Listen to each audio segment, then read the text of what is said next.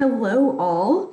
Today we are going to be talking about, um, I guess, food and morality, if you would like to call it that. Basically, what I'd like to address today is food good or bad? I hear a lot of people referring to certain kinds of foods as good, certain kinds of food as bad, and then wind up calling themselves bad or terrible or oh, I did good this week or I'm good this week.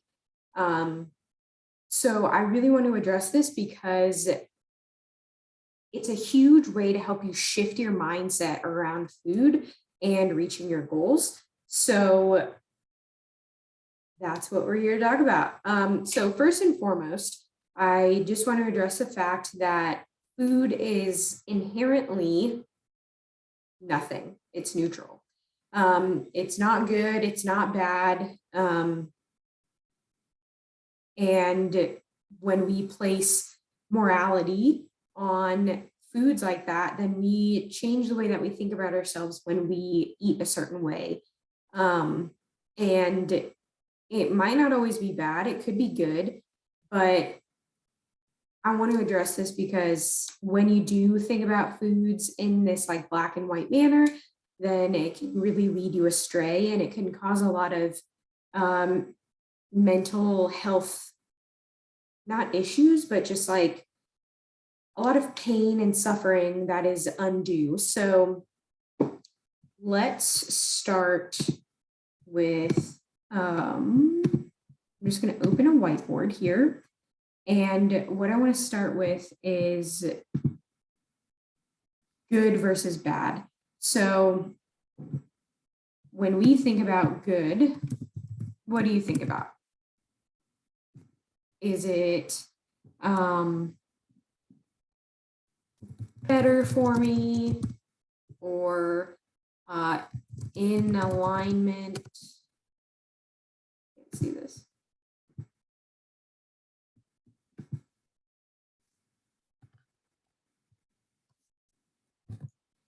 In alignment with my goals? Is it healthy? And I'm quoting these because like, what is healthy? Is it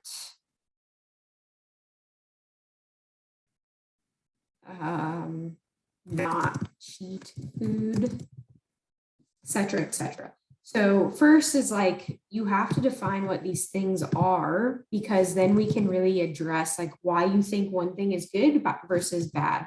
So bad, is it worse for me, less healthy, not in alignment with my goals, cheat food? Okay, so would that be what you would consider bad? That's going to be how I define them right now. But again, this is not the way that I want you to think about it. So I want you to think about food in terms of spectrum. So let's say you have a spectrum. Okay. So on one side, the food that you're eating is totally unhealthy. It's leading to bad or poor metabolic outcomes, unhealthy or metabolic outcomes. And then on the other side of the spectrum, we have healthy, ideal metabolic outcomes. Right? Okay. And in the middle is kind of like in between. But the thing is, this changes depending on what your goal is. So if you're trying to be the fittest person in the world or in your sport, then what you're doing for your nutrition is going to be vastly different than what someone is doing with type 2 diabetes, or even someone who's just trying to lose fat. So what this super fit individual is doing is not necessarily healthy. Okay, it's getting a job done. And so is the way what a person would be doing if they were eating to lose fat or eating to just maintain overall health. So what is good for the athlete is not necessarily good for the everyday person. Okay, so that's the first thing that I want you to understand is yes, it might be good for this goal in alignment with this goal, but it's not good for this other goal. So that's really why I like to use in alignment with my goal or not in alignment with my goal. You might also hear me say that it's off track or on track because the track is basically how you're getting to your goal, and off track is pulling you away from that goal. So these are reasons why you shouldn't be using good and bad, because it really depends on the perspective that you're taking, what your goal is, who you are, like where are you coming from, and many, many other things. So that's the first thing that I want you to understand here. And the second thing is language is a huge driver in our perspective and our beliefs. So we tell ourselves stories, and these stories come from our past experiences, what we've learned from our culture, what we've learned from our families, what we see in society. So all of these things are playing a role in how we speak to ourselves and speak about other things. And stories are really just language. So the way that you talk about your food and the stories that you're telling yourself about food are going to change based on who you are, which is why person X that weighs 145 pounds and is trying to lose 5 pounds, and person B who is 145 pounds trying to lose 5 pounds is going to be completely different, even though on paper they may look the same. So that's why it's really important to understand your background, your history, where you're coming from, because all of these things are playing into the story that you're telling yourself. All right, so I want you to ask yourself, like, what is a story that you're telling yourself about food? Is it this? Is it that some food is good, some food is bad? Or is it, do you already think on this spectrum? Is it a mix of things? Or are you telling yourself things like protein is not good for me, or animal foods are not good for me, or plant foods aren't good for me? Like, I really want you to get to the bottom of what kind of stories you're telling yourself about food, because this is going to change how you approach what you're doing. So let's address healthy versus unhealthy. So we think about foods as healthy versus unhealthy, right? But it really changes depending on who you are, which is like the frustrating thing about nutrition, right? When you ask a question about like, what should I be eating to get to this goal? What should I be eating to eat healthy? And people answer like, it depends, because it really does depend. So if we're looking at what is healthy for you, then there are different considerations that I want you to take. The first one is, what is your goal? Okay, I mean, that has to be the first question, because if you are eating 10 pounds of broccoli because broccoli is good for us or is healthy, but your goal is to, put on 5 pounds of muscle, then that broccoli is taking away from the calories that you could be getting in from other foods that will actually contribute to you gaining muscle. Okay, so the other thing is what is the quantity? I can't see that.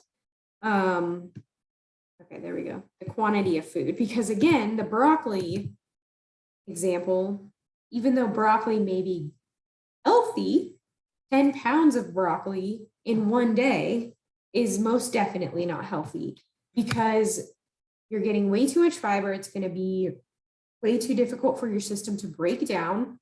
You're not going to be able to get in other calories or other foods from other calories from other foods, which means you're not getting the protein that you need. You're not getting probably carbs or fats that you need. Well, you're probably getting carbs from broccoli, but you're definitely not getting fats.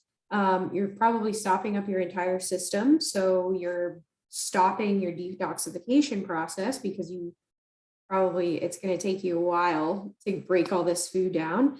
And then there are chemicals and molecules in broccoli and in other plant foods that can be toxic to people if you eat too much of it. So in broccoli, I believe it's sulforaphane. I think I'm saying that right. But if you eat too much of this, then it can be toxic to you. Okay, so you have to take into consideration what's the quantity of a certain food that you're eating.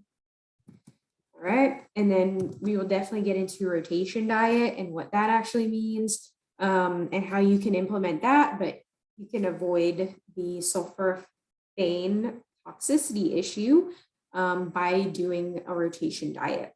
Anyway, the next thing is what is your response to the food? All right, so this could look like poor responses, could look like bloating, gas, indigestion, constipation, diarrhea. Wow, I'm not doing a good job spelling things right now. Diarrhea, poor mood, headache,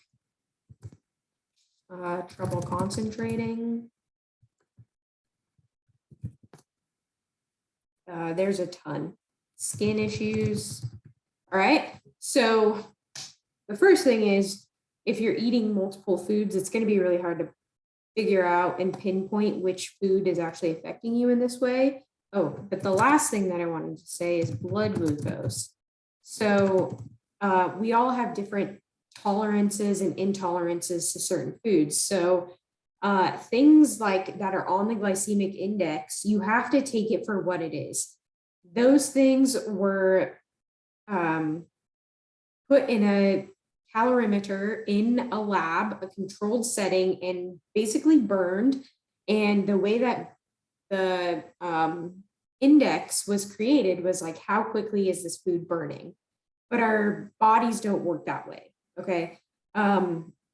We are releasing hormones aside from insulin in response to different foods that we're eating. But the other thing is we're probably eating those foods with other things. So it's not like if you eat rice, like it's the glycemic index of rice is probably higher than what it's actually doing to you because you're probably eating it with a protein, which slows down digestion.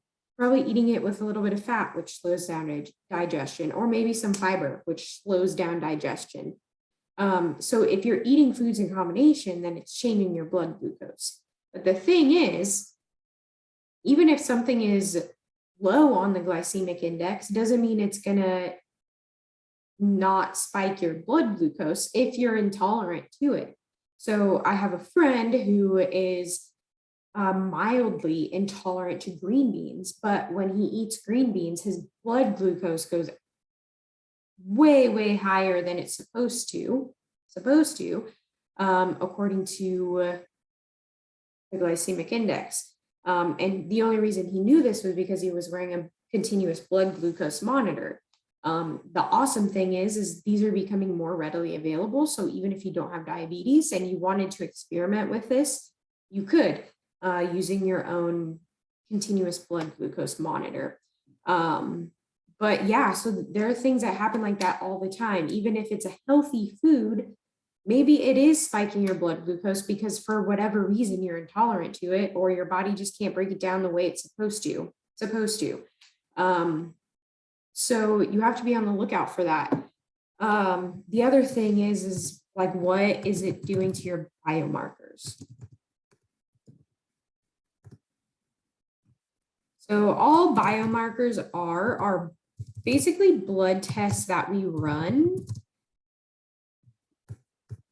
to get an insight into your metabolic health. So this would be things like fasting insulin, fasting glucose, A1C, HSCRP, which A1C is a measure of 3 months blood glucose. And then HSCRP is an indication of inflammation levels in your body.